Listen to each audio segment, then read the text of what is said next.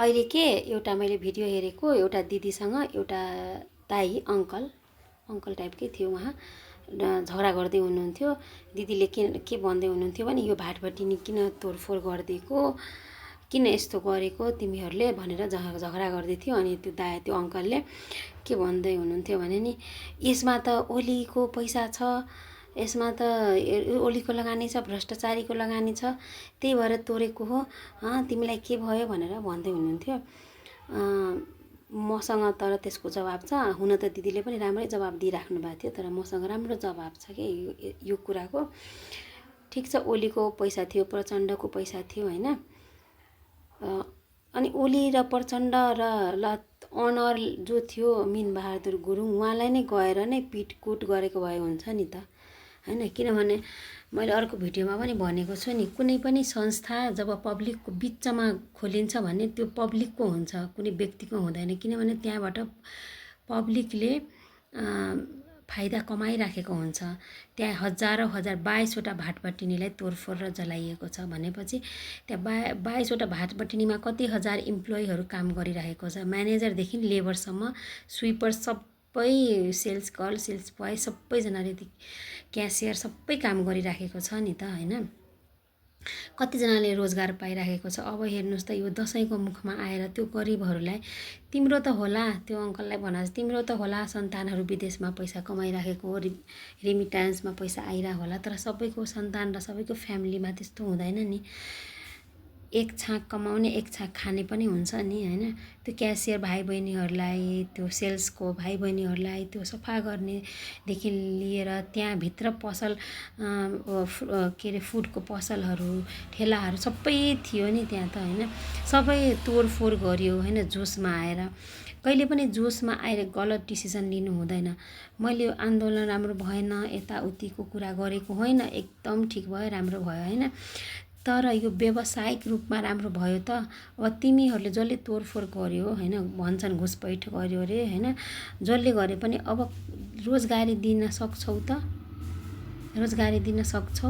कसैले रोजगारी दिन सक्दैनौ नि। रोजगारी कसैले नदिने र यहाँनिर व्यवसाय गर्नेहरूलाई त्यस्तो दुःख दिने, त्यो त पहिलादेखि नै चलिआएको।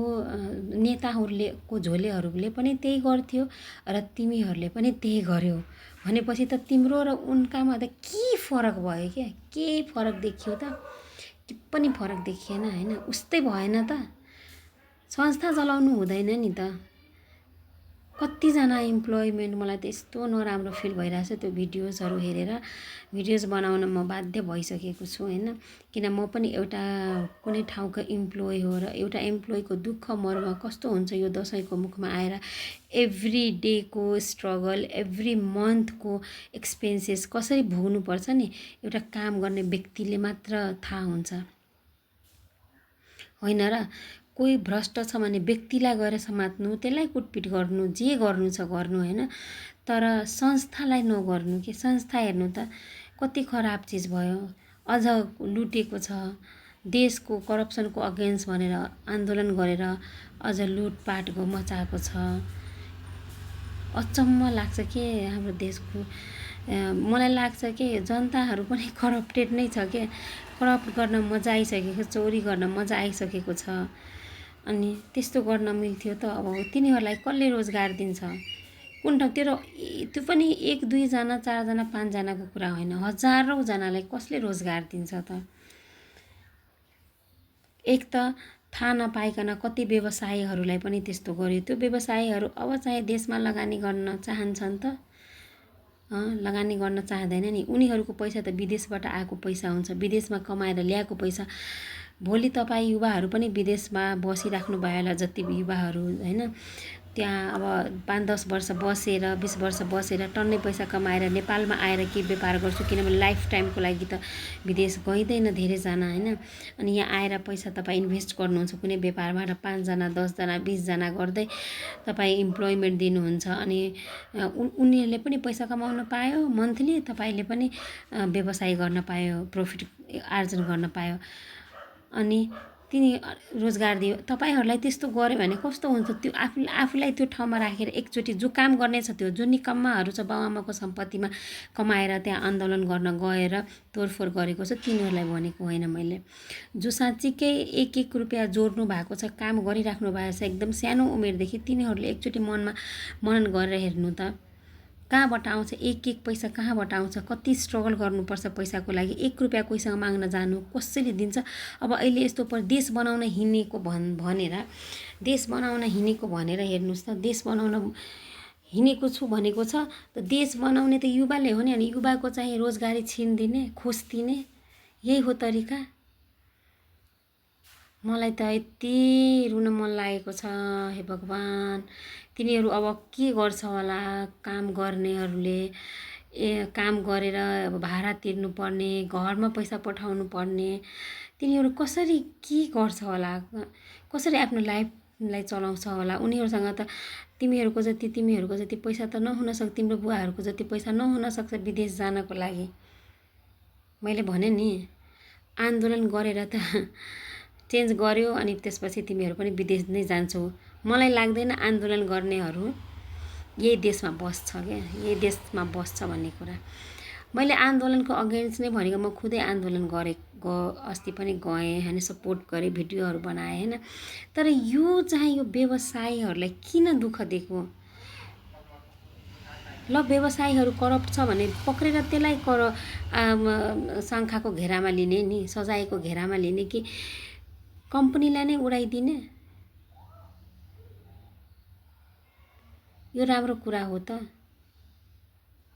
तपाईहरू एकचोटि आफै सोच्नुहोस् त। राम्रो गर्यो त हामीले?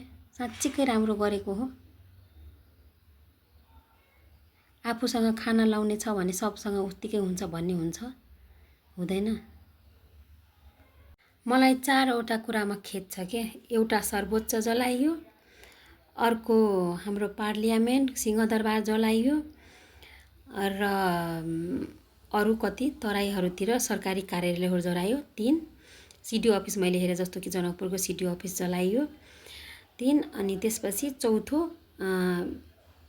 1-2 जनाको व्यवसायीको घर, त्यो पनि नाम नथाहा पाइकन हैन, नाम नै म लिन चाहे, डाक्टर उपेन्द्र महतोको घरलाई उपेन्द्र यादवको घर भनेर जलाइयो, तोडफोड गर्यो, लुटपाट मचायो। 4 अनि एउटा 5 एउटा बिर्सेँ ल, एउटा 5 चाहिँ भाटभटिनीहरू जुन तोडफोड गर्यो नि, यो एकदम सरासर गलत हो।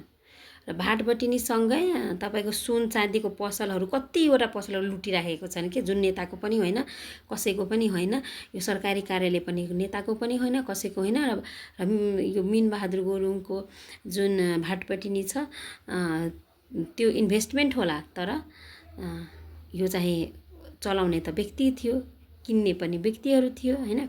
भने यो 5वटा कुरा गरेको हाम्रो जेएनजीको आन्दोलनमा जेएनजीले नै गरेको हो कि घुसपैठले गरेको हो कि होइन, त्यो मलाई थाहा छैन। तर त्यो आन्दोलनको भिड चाहिँ त्यतातिर जानु हुँदैन थियो।